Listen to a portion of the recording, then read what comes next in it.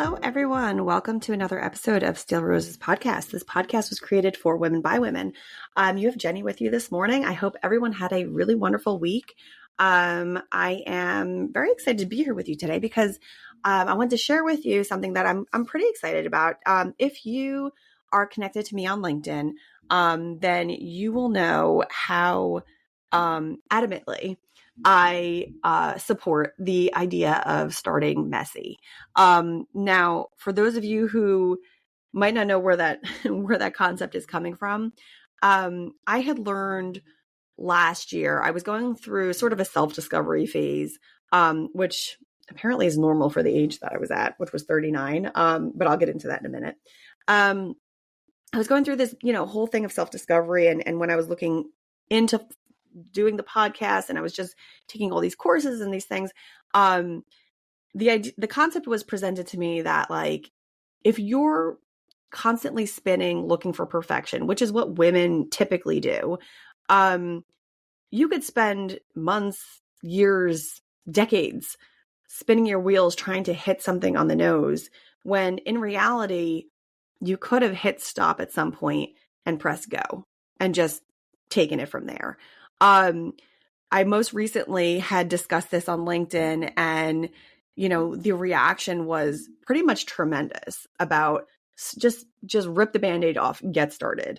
When I started the podcast with my cousin, Melissa, we had an idea, and, with my production background, we had an idea of what was to come and what needed to be done. I know my cousin, the biggest hurdle for her was like the technology component of it. She was like, I don't know how to do any of that stuff. And I was like, I got that part. Like, we're good there. But it was scary in the beginning because, you really don't know what you're doing. And until you hit go and you just rip that Band-Aid off, you really won't know. Like, you really need that experience under your belt to know. And that isn't just for podcasting. That really applies to pretty much everything. The biggest hurdle that we as human beings, and this is men and women, is we start to question ourselves, and we start to get fearful, and then we pull back and we don't move forward, and we want to think about it a little bit more, and we need a little bit more time to tweak things, and we want to go in another round of revisions, circles, what have you. And we're doing these things when in reality the first pass would have been passable. And then your second pass at something is going to be even better, because if you don't put things out into market, you're really not going to know, would this have worked? Maybe 15 versions ago, like whatever it is that you're trying to create or whatever you're trying to do with yourself would have been great and would have went out there. So it's something that I think people just get very hung up on. Personally, when I start to get those feelings of fear, and I'm calling it fear because that really is what it is. You're afraid to pull the trigger to do something because quite naturally we doubt ourselves and are worried that people are going to hate what we're saying, or they hate the content, or it's going to fall flat. It very well could fall flat. The organization you're trying to start, your startup, maybe you're trying to create a cleaning service, maybe you're doing a babysitting service. Like, there's so many things you could do with yourselves. And maybe this financial organization that you're trying to start up, maybe it will fall flat. But in that failure, you are going to learn so much. So it really isn't actually a failure. And I think we have to stop as a culture and as a society looking at failure as a bad thing, because that's really where you're learning the most. That's one thing that I have said time and again in my professional career. When I would go on interviews, and I would make it a point to say to people, and I'd say this to managers after I was hired too, I am not perfect. I am going to make mistakes here. It actually normally takes me about a year to get adjusted to a new job. So I'm like, yeah, you're going to make mistakes. Like, that is going to happen. But just know, and this is what I would say, just know that from that one mistake, I will learn, and it will never happen again. I will make sure of it. That one time that one mistake happened and I needed to learn that lesson, and it might have been really difficult to learn. Well, from that one mistake, guess what? I'm not going to make that mistake anymore. I know better now. And I think we need to start really leaning into, quote unquote, mistakes as, no, this was a learning opportunity for you. No experience is a lost experience. I don't want to say bad because there are bad experiences, but it doesn't mean that it's a lost experience. So whether it's professional or personal, if it wasn't a good experience and you feel like it was a bad experience, what are you getting out of that? What are you learning from it? Because we're constantly learning something, and you're going to learn something from the good and the bad, and from the bad experiences and from the mistakes and from the failures and from all of the stuff that doesn't feel so great. You will rise above that, and you will take that next step up and say, you know what, I've been there. I went through that path, and I know not to go it that way again, or I know how to do it better this time. So it's just, it truly is important to say that. And I don't think that it gets enough attention out there. One of the reasons why I'm highlighting this for you today is because I am in the development phases of a podcast startup guide. I'm very excited about it. I've been actually thinking about this for a while because that's the fear, right? I've been thinking of this idea for a really long time, and I really wanted to bring my experience to other people because across the guests that I've been interviewing, the feedback that I've been hearing is people really do want to get into podcasting, but they're not exactly sure how. And in a lot of instances, even with my background in production and client services and project management, I have this great background. I even found it a little confusing to navigate in the beginning because there really isn't a guided step-by-step. This is the thoughts behind this step, and now you can move on from here. And these are the thoughts behind this step, and now you can move on from here. And what I also found when I was doing research on how to create the podcast, how to get it started, where to go for things, websites were pointing to each other. And then they're obviously selling their own services. And it gets very cumbersome to try to navigate all that. So what I've been in the development phases of, and my co-founder, Melissa, and co-host Melissa is helping to support is this guide that is going to really just lay it all out there. All of the things that I've learned in the first year, all of my background in project management, this is all going to be coming to market within the next few weeks. I'm super excited about that because I think people really need to see it from this perspective, and it will make it a little bit easier for the folks who are really interested in doing this. This is it. This is your guide right here. This is really going to help you get to the next level, because what I've done in this guide is literally brain dumped all my thoughts and everything that I know about the industry. And I've put it all into this document so that someone can take it and say, I know how to do this. I feel comfortable now. That's really the goal there. I went down several rabbit holes when I started of research and trying to figure things out. And that's what gets so cumbersome. And that's where people in the beginning, when they decide that they want to podcast, will stop and be like, this is too much. It's taking too long. Not a lot of people want to go through all that. And it discourages them. There's so many people that probably have these wonderful concepts that they really could put out and really could be successful with, but they hit these barriers that feel overwhelming. And I would really love to be able to take some of those barriers down, because podcasting is really the wave of the future. It's a big deal. So on that note, that's just something that will be forthcoming. And I wanted to share that. And I also wanted to share the whole start messy, because let me tell you, this podcast was messy the first few months. To be fair. And the episodes themselves, you can go back and listen to them. They sound great. They sound wonderful. I've gotten wonderful feedback, but the process to getting them online was messy from our side, from the production side, because it was not as organized as it could have been. And this is really where I want to help everybody else out. So that's going to be forthcoming. Another thing that I wanted to just touch on is fear of, not fear. I want to say maybe it's more of a feeling where you're looking for happiness or feeling unsettled in your life.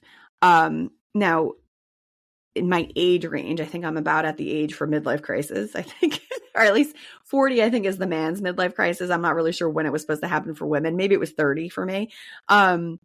But around the 40-year range, that's the big joke, right? Is that oh, you get the midlife crisis and you start making crazy purchases and doing all this ridiculous stuff. And the reality of the situation is that people make jokes about it, and then they say, oh, it's hormonal. You go on medication, you try to just like stuff all that back down. But the reality of that is that kind of a situation where you start to go off the deep end and try to fill in any gaps that you're feeling with purchases, or, if you're trying to fill in a hole that you're feeling inside with, seeking out new relationships outside of, let's say your marriage or your partner or whatever. Or maybe you're, spending exorbitant amounts of money on like traveling and things like that you really shouldn't be spending at this point in time. All these things, all these massive shifts in behavior in this age range could be quantified and followed back to inadequacy that you feel in yourself. And you are taking that inadequacy, and instead of facing it and addressing it and recognizing it and paying homage to it, you are trying to stuff it back down, and you're stuffing it with things. And instead of taking the time to acknowledge it and taking the time to pay respect to it, you are trying to cover it back up. If you get to a point in your life where you are questioning, like, what am I doing? And I feel this void, that is the time that your soul is speaking to you and telling you you're not really living yourself authentically. You're not showing up authentically. There's a gap. There's a gap in how you're presenting yourself to the world, and there's a gap in how you actually are feeling. And within this gap, you are feeling inadequate and trying to stuff it with as much stuff as possible. You're trying to close the gap. And therein lies the problem. Now, as someone I've gone through these things personally. I've watched people go through them personally, and it is a massive struggle. Now, majority of people will stuff it with stuff and stuff the gap with stuff, and they will continue on the same path that they were on. The scarier path, but the better path, would be to address the gap and to really try to take time to wrap your head around, why do you feel a particular way? Why are you feeling like something is not serving you? When back in, it's 2024, back in 2022, I had begun to feel this gap, and I had started to bottom out a little bit, and I was feeling very, a little bit lost and unsettled, because this life and this professional life that I had been working and pounding the pavement for and really trying to cultivate, all of a sudden it felt like this bubble image had burst. And this image of a professional working mom who had it all together and was making the big bucks and has the house and has the kids. I all these little quote unquote check boxes. I was like, I got all this. I'm good. And I remember when it felt like the rug was pulled out from under me. And all of a sudden, I had the realization that I was living a life that I, on paper, thought I was supposed to be living. And on paper, this is how I thought I was supposed to be showing up. Let's take a quick break. Are you interested in podcasting but not sure where to start? My name is Jenny Benitez, and I'm here to help guide you through your podcast launch and maintenance. Check out the link in the episode description for Podcasting Unboxed, your comprehensive startup guide. I am very excited to work with you. And it was incredibly unsettling because I spent my whole life working towards something and then getting it and sitting there with it. I was expecting this elation and this feeling of fulfillment and this feeling that, all right, I've got this. I've made it to where I want it to be. Like, sky's the limit from here. And it is always, sky is always the limit for me. Like that's just like a thing. But I had hit this point where I was like, this isn't right. Like something's not quite right. Now, because I have dabbled in like meditation and affirmations, visualization, like because I had already started down that path, it was fairly easy for me to get into alignment with things that would help support me finding out how to really be authentically me. Like that sounds ridiculous, right? And it's a kind of embarrassing because I'm like, what? I was like 38 at the time and I didn't know who I was. Like, are you friggin' kidding me? But the reality is there's a lot of people walking around today that are in their 40s that were brought up being told you have to go to college, you have to have a career, you have to work a 9 to 5, you have to do these things, you have to do this, you have to do that, you need to do this in order to be successful. You don't have to do anything. You have to do what feels right for your soul. So therein lies the problem, is that there's all these people walking around that are basically just plugging away at something they think they need to do, and they're not really serving their soul. They're not serving themselves. And in doing that, this gap on how you're showing up in the world and how you actually feel like you are gets wider and wider and wider. And the difference gets greater and greater. And then you hit the crisis where your soul is trying to burst out of you to say, I don't want to live like this anymore. And you have a choice here. You can address it and look at it and face it and make it so that you are acknowledging and honoring yourself, or you stuff it with things and you ignore it and you continue on the life that you're living. There's a meditation that I do that basically takes you down two paths. I'll mention it. It's a guided meditation through Cathy Heller. She's like my favorite. I do her meditations, and I also there's a few other ones that I follow on YouTube as well. Like, I mean, you can find meditation music anywhere, but like I like to follow Cathy Heller, and there's this practice that she has you do where you basically think of your current circumstances and what you currently do in a day in, day out. And you think about that, and then you think about like, all right, well, from here on out, 5 years from now, what am I going to be doing? If I don't change anything I'm doing right now today, what am I going to be doing in 5 years? How is that going to look? How am I going to look in 5 years? How's my family going to look? How are my friends going to look? How's my finances going to look in 5 years? If I do not change anything right in this moment, how is it going to look? How am I going to be showing up? You go through that practice, and then you take a step back and you think to yourself, well, now let's go down this other path.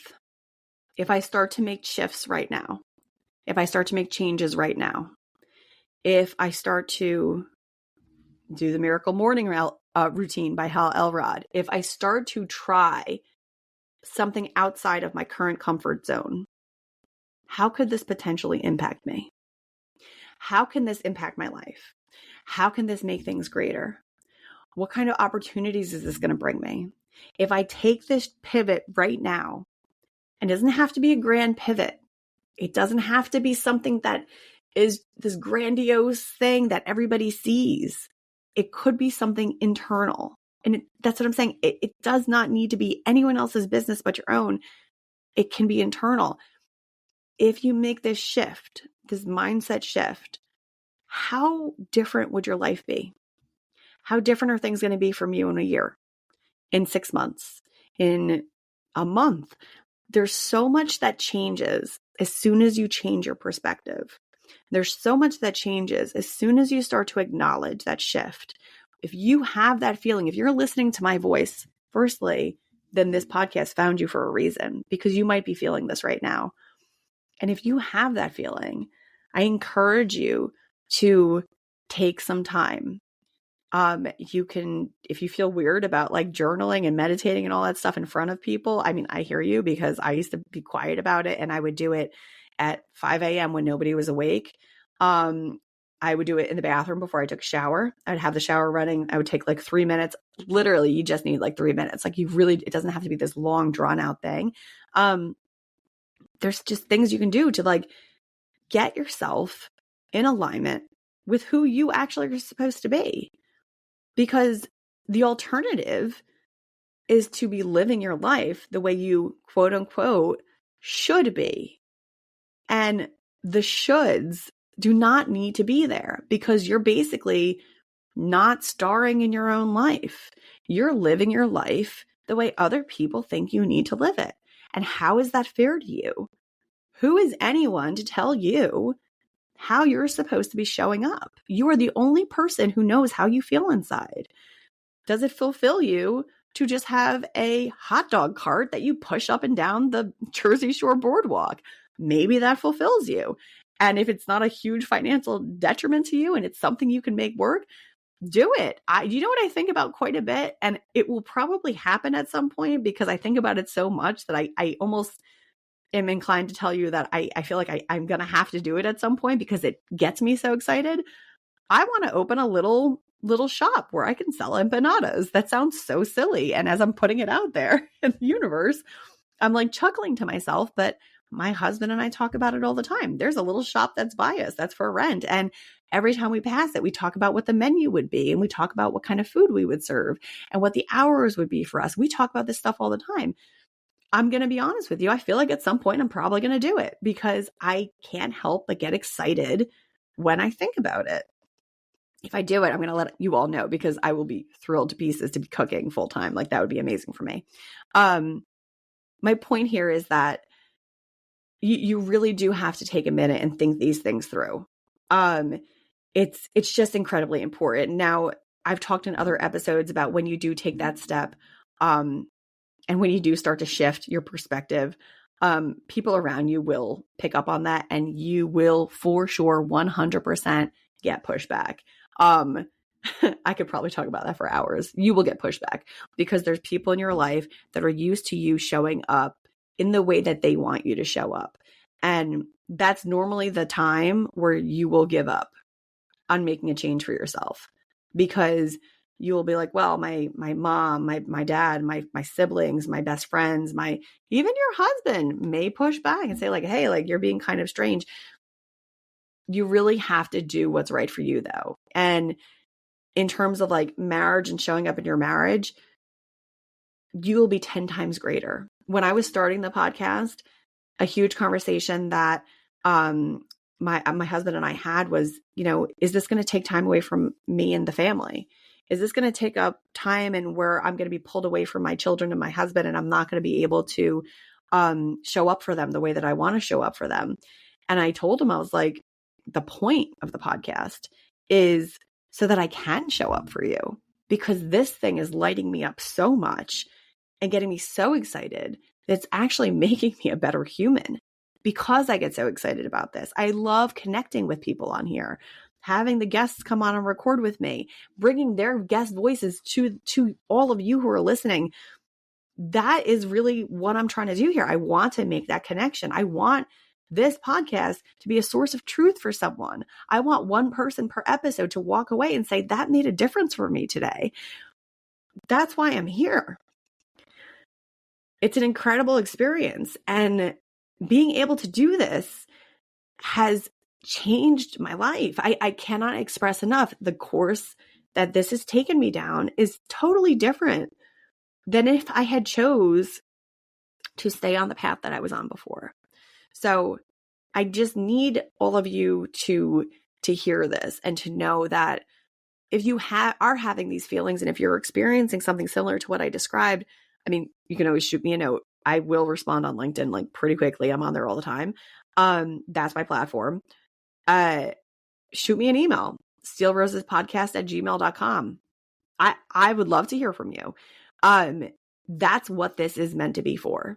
This podcast is meant to help people. And if you're feeling like this top subject matter is resonating with you, I can send you some resources.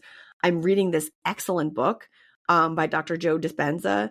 I can't remember the name of it. But it's basically, I'll link it when I link the episode. But it's basically, I think it's called like Losing Your Mind to Find Yourself or something to that effect. But the book itself is incredible because it breaks down, everything that to go through to basically rewire your brain. And you can do it yourself. This is not like we're talking medication here, people. Like you literally could just rewire your brain yourself. It's very easy, actually.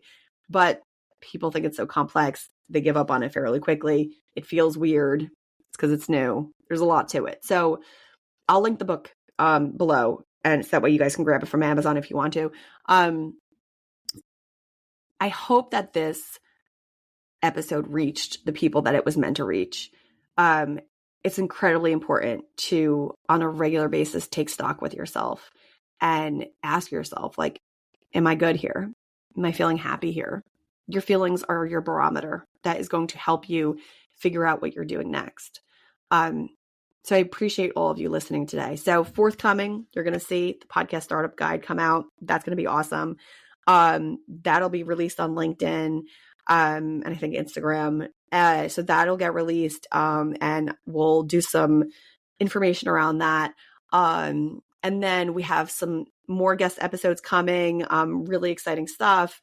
And then, just, I'd love to hear from you guys. So if you ever have topic requests, or if you want to be a guest yourself, you can always reach out to me, steelrosespodcast@gmail.com. The website is there, www.steelroseswomen.com. There's just some information on there. On the website, very exciting. We do have a resources page that is going to be released come April, and it's going to feature some of our former guests, some of the services that they provide, and some new guests actually that are in the works as well. So it's really, really cool stuff that's coming out, guys. I really greatly appreciate all of you. I appreciate your support and your listening. Drop a review in whatever platform you're listening to this this episode on.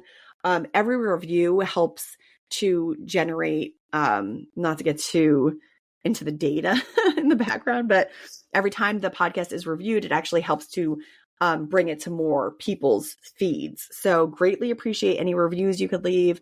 It would be really wonderful. Appreciate all of that. And we'll see you next week. Thank you so much for listening.